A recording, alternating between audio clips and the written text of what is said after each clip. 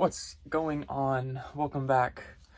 I heard an interview the other day, a real section of an interview, and the lady asked, I don't remember, I don't know who was talking, it was just the sound of the interview, but she asked, what is the biggest lie that you've ever been told? And the man answered, it's not that simple.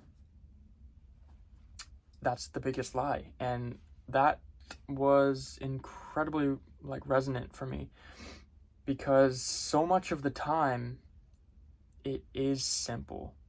Whatever is going on, whatever context you want to apply that to, the way that I interpreted it, at least, is that most things, most issues or problems, intuitively, we do know what's causing it, right? It really is a simple solution a lot of the time, but we make so much complexity in our head, and we create excuses and things like that, and then the truth gets buried in the mind cloud that we create around problems.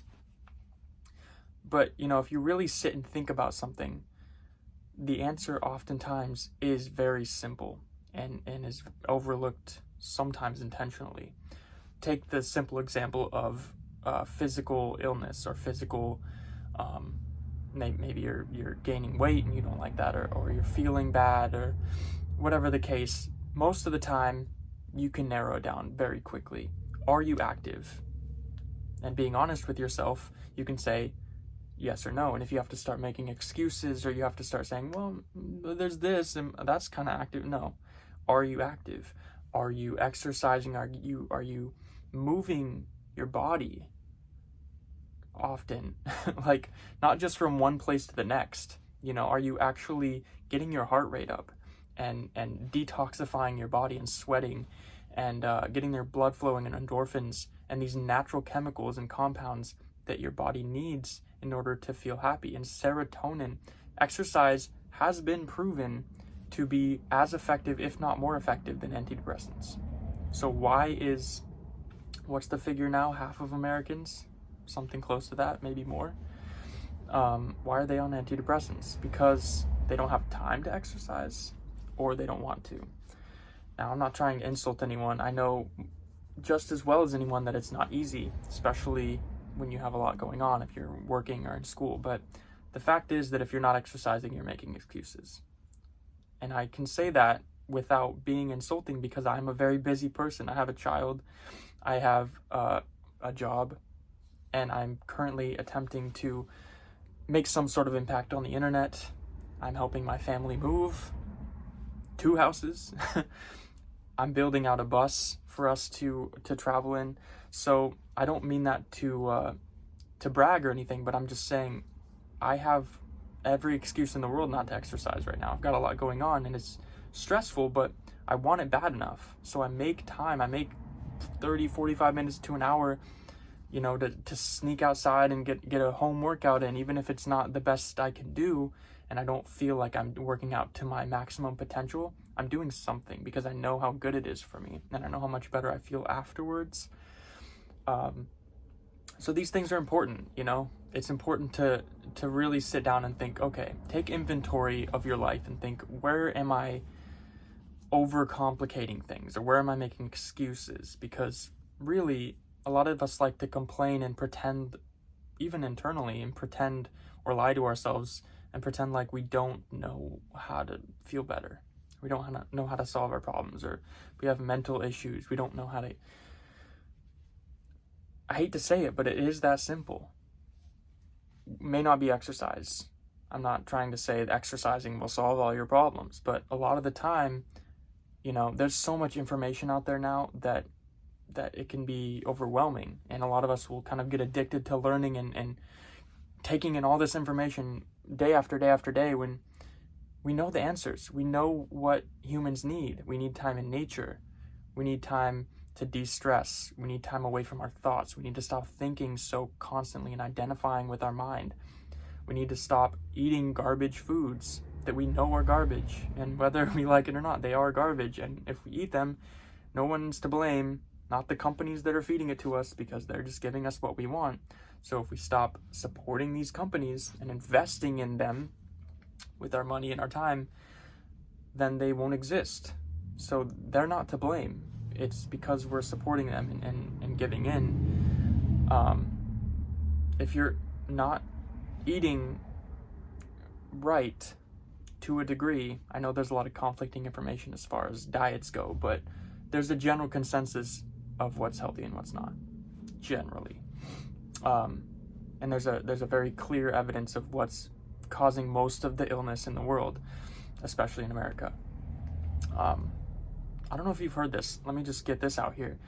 There are loads of ingredients in food that are banned in most other countries, at least in Europe, that are completely allowed here in America. You can look, I don't know if you've seen this, but you can look side by side label comparisons of the exact same foods of popular food brands and condiments and things like that the ingredients differ wildly and are much smaller, less ingredients, and less harmful ingredients in the same exact thing in different parts of the world. And the fact that these companies are still putting these ingredients in because they're cheap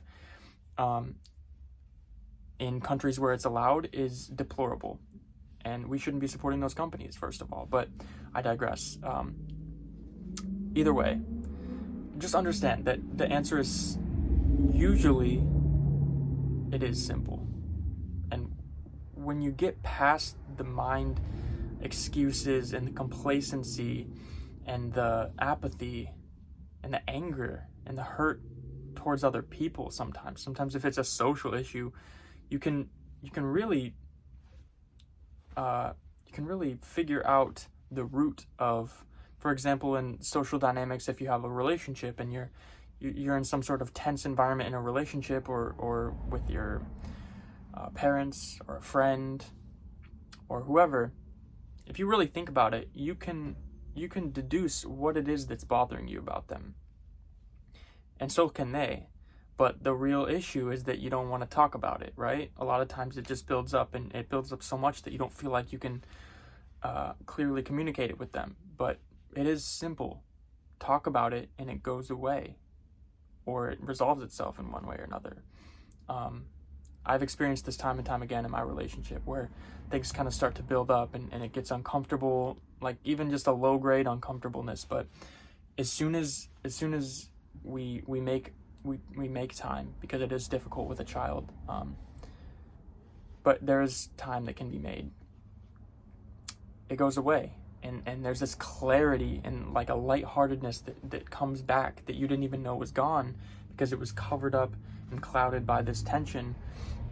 It was so simple. You just needed to talk it out, and let your feelings be known. So whether it's physical or social or mental or whatever it is, usually, not 100% of the time, but very often we know what's causing problems and we're making excuses, or we're pretending like we don't know so that we don't have to get our shit together and be responsible for our actions and our thoughts. It really is that simple. When you get angry at someone, you're responsible for that anger, not them. No matter what they did, how you respond is your responsibility. And anger is very powerful, and hate, being hurtful to other people, is very powerful. A powerful way to make you miserable, not the other person. So no matter what the case, just remember, a lot of times it really is simple. What you need to do in order to get where you're trying to go is simple.